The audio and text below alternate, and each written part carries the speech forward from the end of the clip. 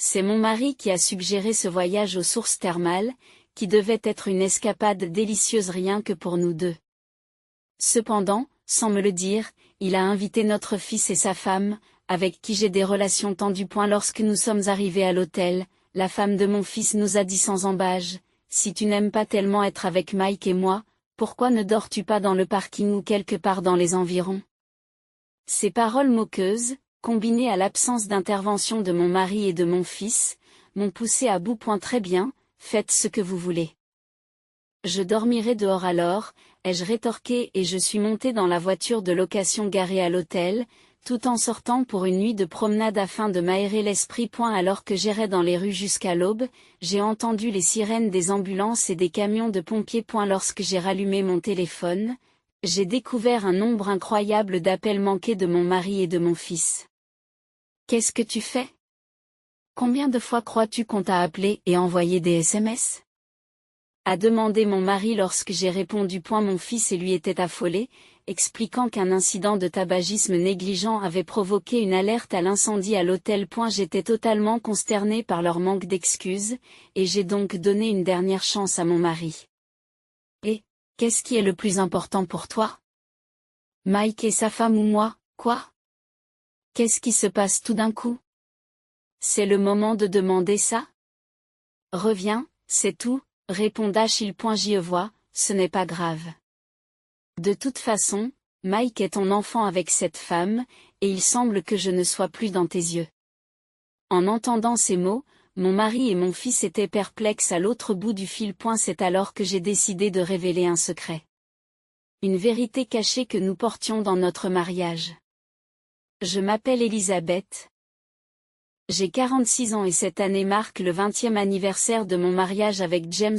Nous travaillons tous les deux pour une entreprise de fabrication d'articles de loisirs, James à la vente et moi à la comptabilité, comme nous l'avons fait depuis notre mariage. Nous avons eu la chance d'avoir un fils, Mike, qui a épousé Jennifer, une fille qu'il a rencontrée à l'université, et qui fait désormais partie intégrante de notre vie. Pour les personnes extérieures, nous semblons être une famille normale et heureuse, mais en réalité, nous sommes confrontés à un certain problème. Un jour, alors que je préparais le dîner après être rentré à la maison, j'ai remarqué que James faisait des recherches sur l'ordinateur.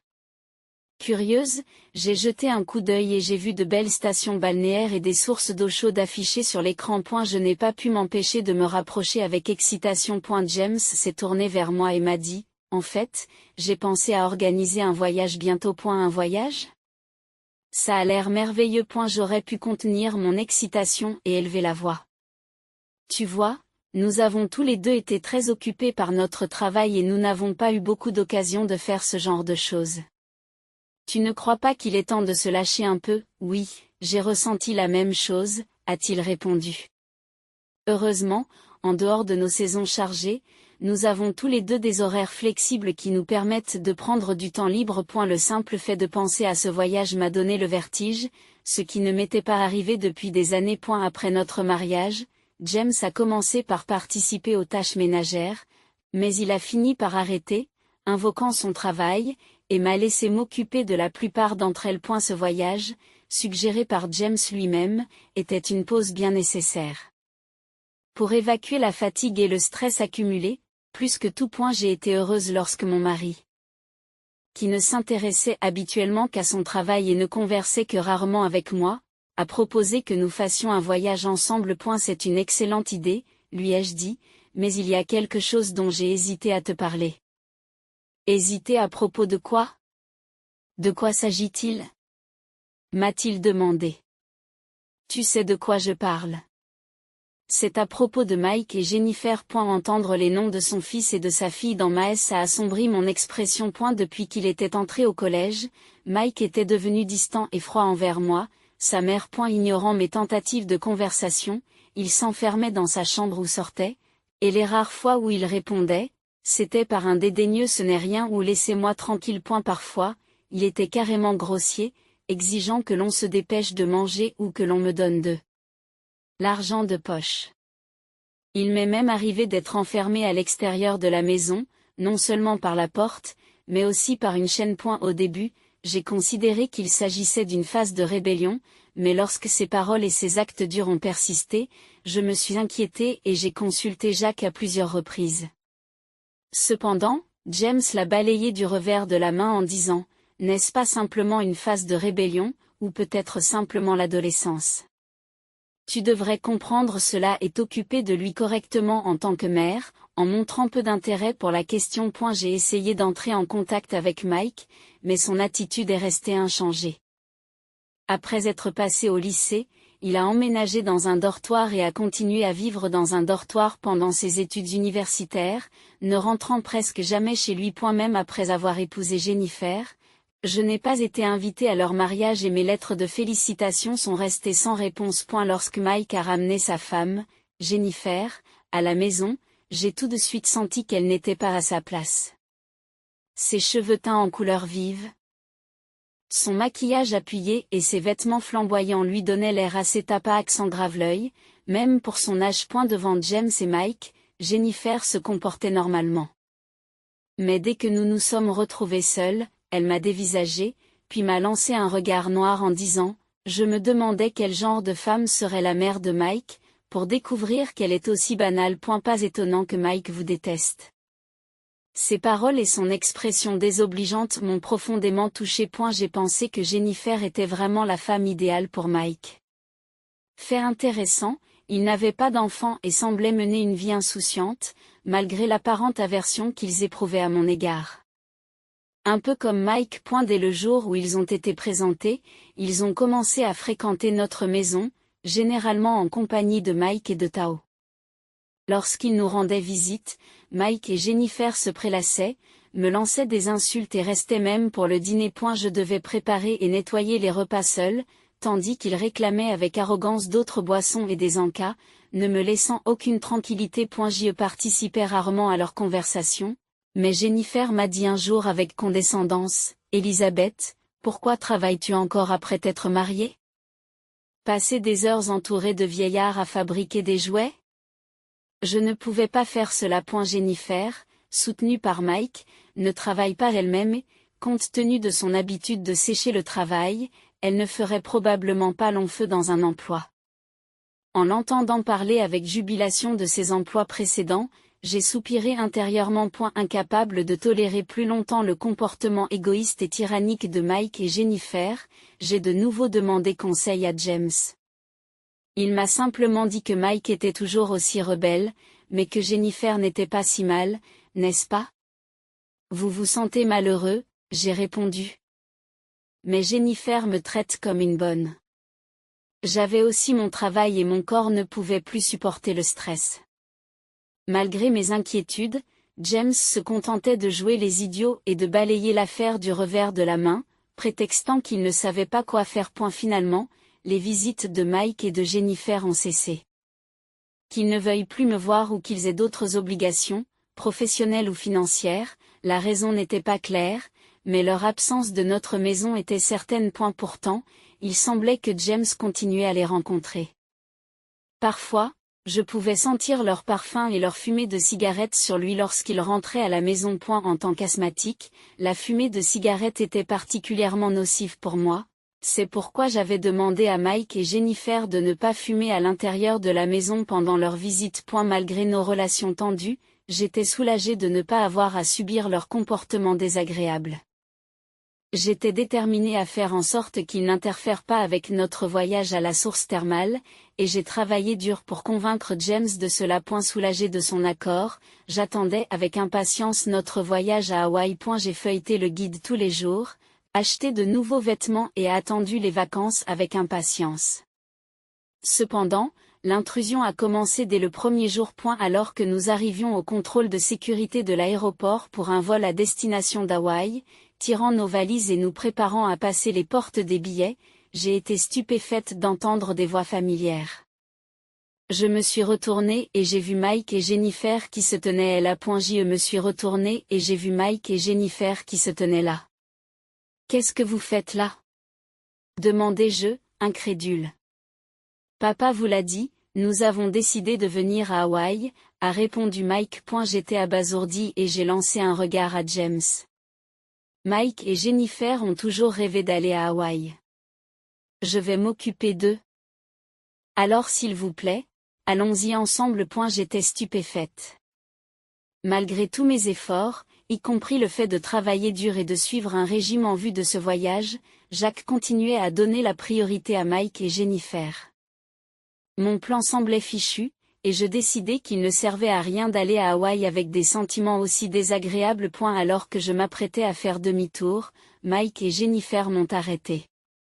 Cela fait 11 ans que je veux me réconcilier avec toi, maman, mais je ne pouvais pas me résoudre à être honnête à ce sujet, dit Mike. Je sais que je ne me suis pas bien comporté et je me rends compte maintenant que j'ai été maladroit et injuste.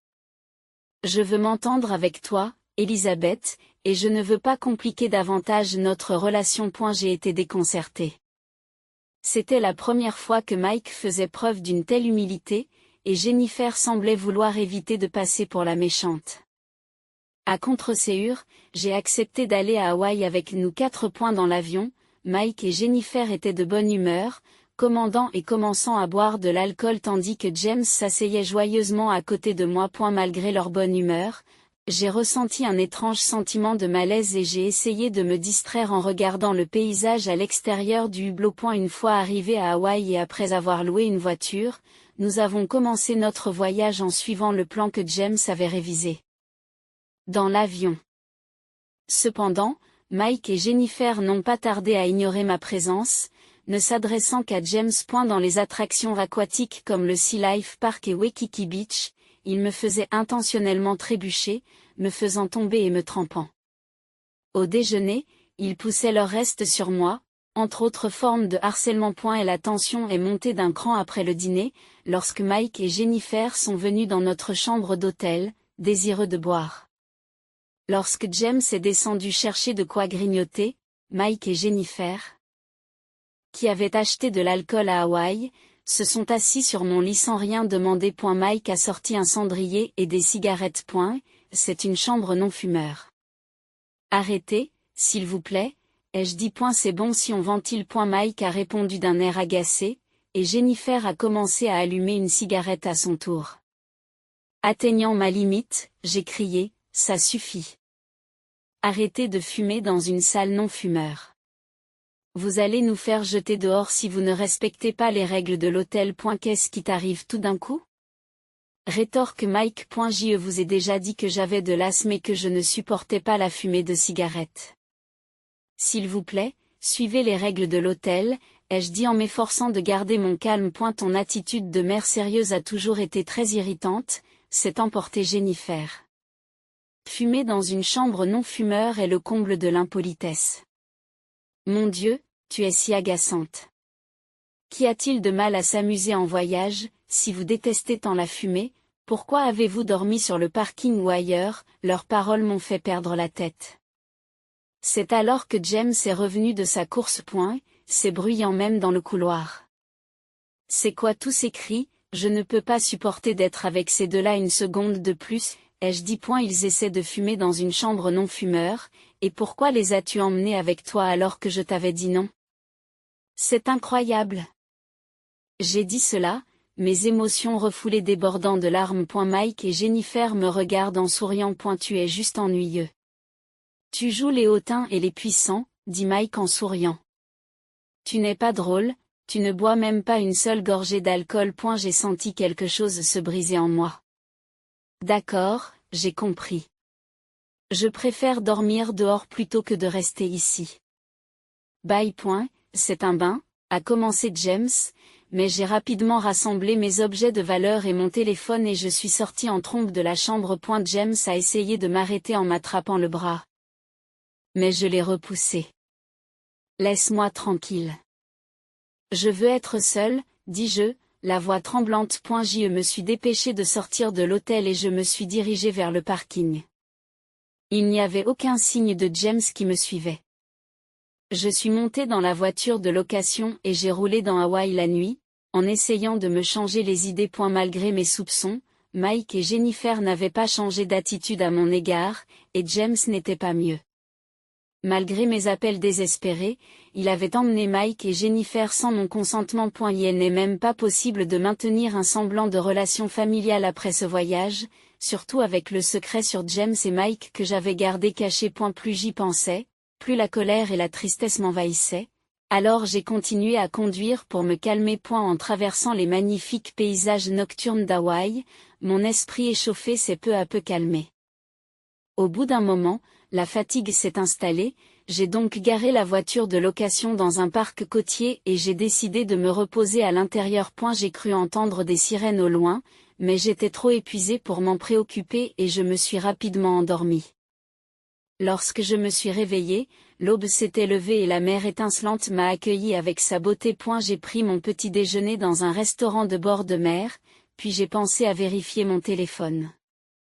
Je l'avais éteint avant de prendre la route parce que je ne voulais pas recevoir de messages de James ou de Cetus. Maintenant, calme, j'ai allumé mon téléphone et j'ai été choqué par le nombre d'appels et de textes manqués à partir d'environ 11 heures hier soir. Il y en avait au moins 30 ou 40. Juste à ce moment-là, j'ai reçu un appel de James. « Qu'est-ce que tu fais? Sais-tu combien de fois nous avons essayé de te joindre?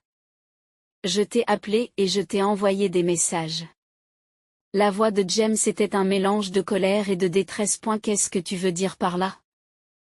Je viens de prendre mon petit déjeuner dans un restaurant au bord de la mer, répondis-je, confuse. Alors que nous sommes dans le pétrin, tu prends ton petit déjeuner en toute décontraction, s'agace Mike. De quels ennuis parles-tu? C'est exactement comme ça en a l'air, dit James. Après ton départ, nous avons fait une petite fête avec des cigarettes, de l'alcool et des snacks. Avant même de nous en rendre compte, nous nous sommes endormis, et quand nous nous sommes réveillés, la pièce était remplie de fumée. Un incendie, demandai-je, horrifié. Oui, confirme James. La cause était que les cigarettes de Mike et Jennifer n'étaient pas complètement éteintes. Heureusement, ce n'était qu'un petit incendie, mais les camions de pompiers sont arrivés en masse et tout le monde dans l'hôtel a dû évacuer. Aujourd'hui, on nous accuse d'être responsables. Jennifer a été légèrement brûlée et emmenée à l'hôpital. Mike et moi devons nous rendre à la police pour un interrogatoire et nous excuser auprès du personnel de l'hôtel. Je vois maintenant, les sirènes que j'ai entendues hier soir devaient être pour ça, dis-je, abasourdi par l'ampleur de leur négligence. Nous sommes donc coincés ici et ne pouvons pas partir.